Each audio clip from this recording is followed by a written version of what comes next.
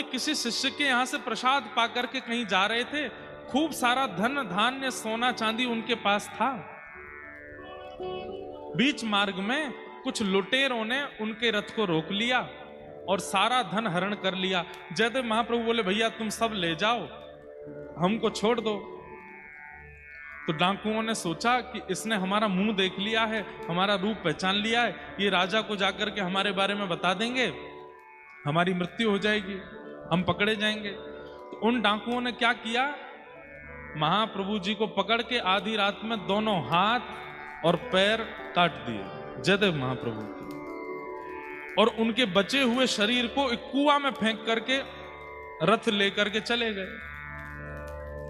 जयदेव महाप्रभु वहीं कुआं में पड़े पड़े गीत गोविंद गा रहे हैं, ठाकुर जी का स्मरण कर रहे हैं।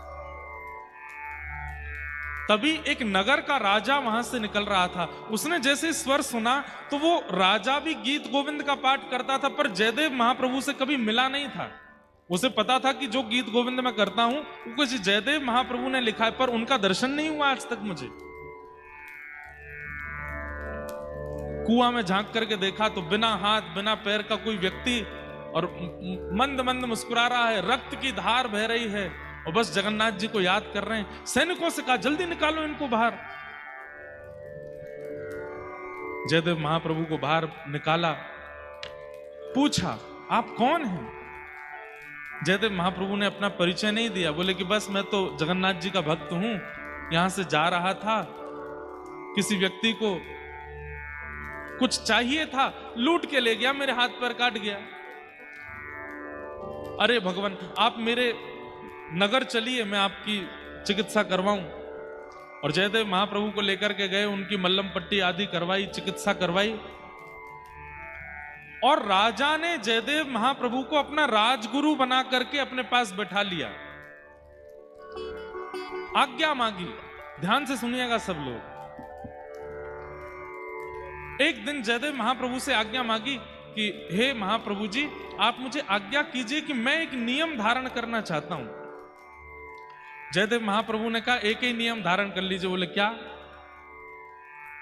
नित्य 1 घंटा के लिए अपने द्वार सब ब्राह्मणों के लिए और सब याचकों के लिए खोला करो, वो जो मांगे उनको दिया करो। 1 घंटे के लिए खूब दान पुण्य किया करो, और 1 घंटे में जो आ जाए और जो मांगे सब दे दो। राजा ने कहा, जो आज्ञा।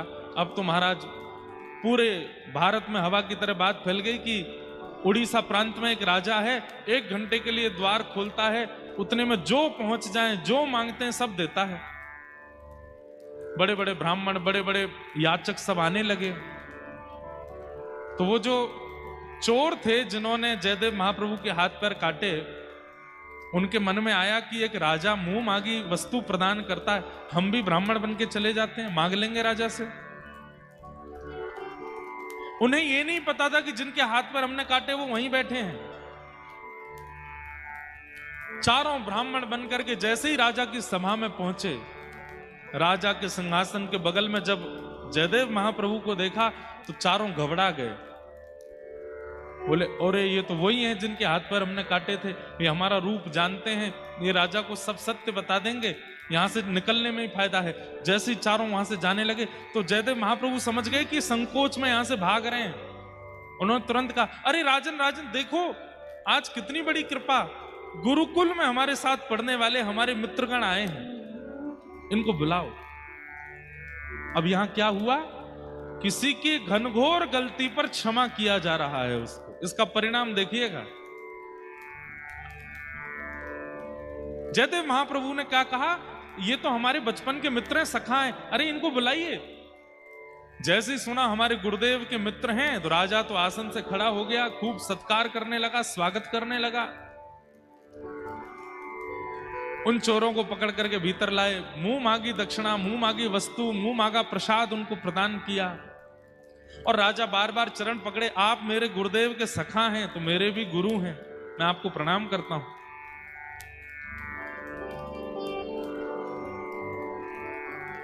वो डाकू चोर सब सोचने लगे, बोले कि ये जयदेव महाप्रभु, इनके हमने हाथ पैर काट दिए और ये हमारा इतना सम्मान करवा रहे हैं। चलो अच्छा है, इतनी सामग्री, इतना धन धान्य दिया। राजा ने कहा ये सब आप लेकर के जाओ। तो उठा नहीं पा रहे थे तो राजा ने सैनिक भेजे उठा करके सामान के इनके आश्रम तक छोड़ के आओ। इतना सामान दिलवाया। जब वे सैनिक सामग्री उठा करके चल रहे थे तो बाहर जाकर के उन सैनिकों ने पूछा, महाराज आप लोग कौन हैं?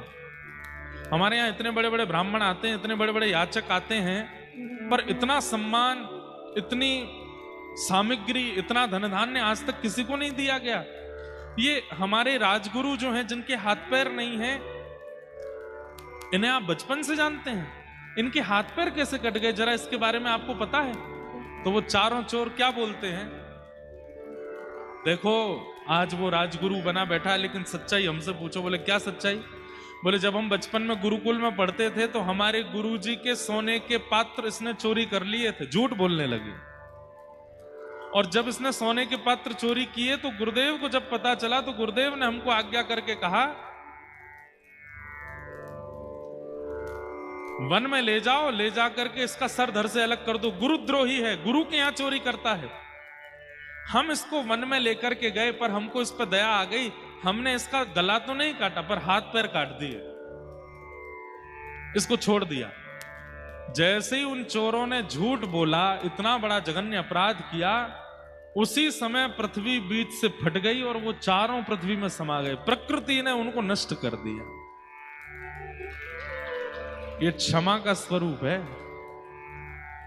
अगर कोई व्यक्ति आपकी गलती पर क्षमा किए जा रहा है, क्षमा पर क्षमा किए जा रहा है, और आप फिर भी गलतियों पर गलतियां किए जा रहे हो, तैयार रहिएगा, प्रकृति बहुत बलवान होकर के आएगी फिर।